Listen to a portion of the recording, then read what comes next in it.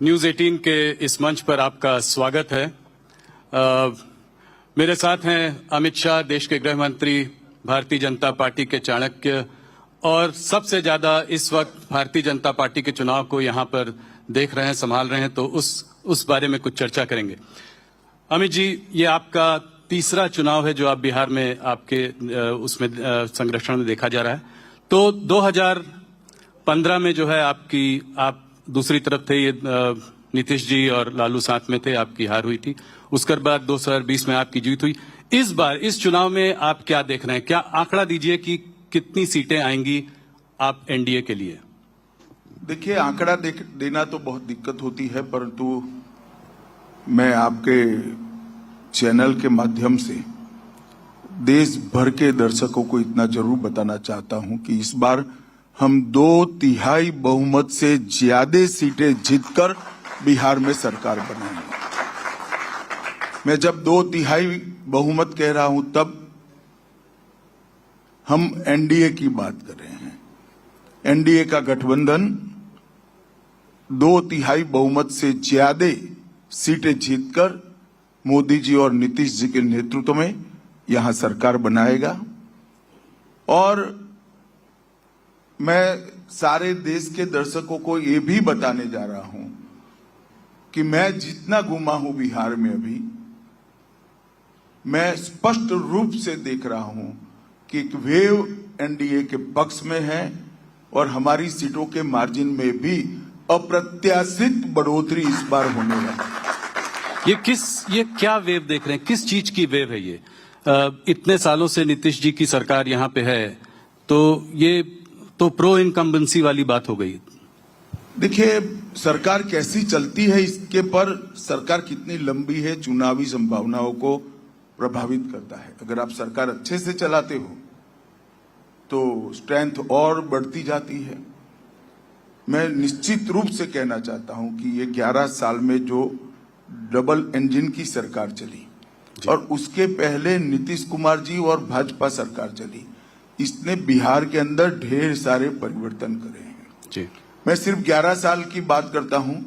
लगभग बिहार में ही इस 11 साल में 8,52,00,000 गरीबों को प्रति माह प्रति व्यक्ति मुफ्त अनाज 5 किलो मिलता है।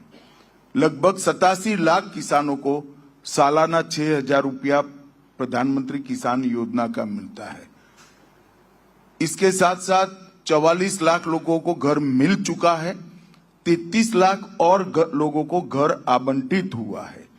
लगभग 3,53,00,000 आयुष्मान भारत का कार्ड, जिसमें 5 लाख रुपए तक का इलाज, हॉस्पिटलाइजेशन, ऑपरेशन, दवाइयां, सारे टेस्ट फ्री मिला है।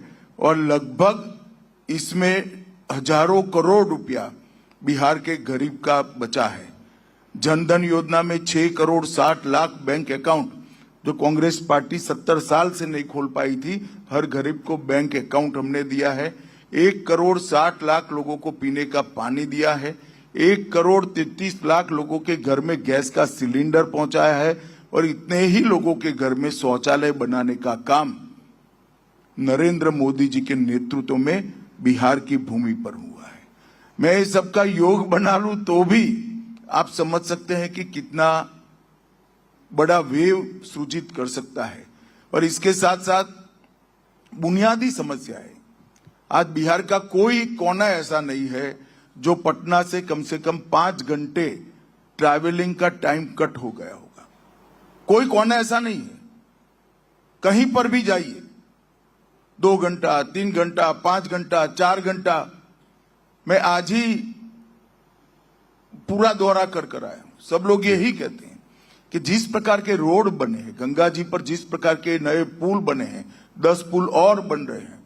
बिहार को रोड, रस्तों से, पुलों से जोड़ने का काम ये 11 साल में जबरदस्त अच्छे तरीके से हुआ। बिहार 2 एम्स मिले हैं, एक दरभंगा में मिला, दूसरा पटने में है। 2 नए एयरपोर्ट मिले, दरभंगा हो चुका है, पूर्णिया होने जा रहा है, पटना में एक और नया एयरपोर्ट बन रहा है। तो बिहार को एक प्रकार से विकास के रास्ते पर पटरी पर चढ़ाने का काम नरेंद्र मोदी जी और नीतीश कुमार जी के नेतृत्व में हुआ है। और नीतीश बाबू ने 11 साल के अंदर बिहार को पूर्णतया जंगल राज से मुक्ति दिलाने का काम किया। ये वही बिहार है 20 साल पहले जहां जघन्य हत्याकांड होते थे, नरसंहार होते थे, हत्याएं, फिरौती, अपहरण, लूट, इतने सारे किस्से हर रोज अखबारों ने छापना छोड़ दिया था। जब तक 5-6 लोगों का हत्या नहीं होता था अखबार छापता ही नहीं था, वरना रोज वही छापना पड़ता। इस प्रकार का माहौल बिहार में कर रखा था। इससे पूरी मुक्ति मिली है।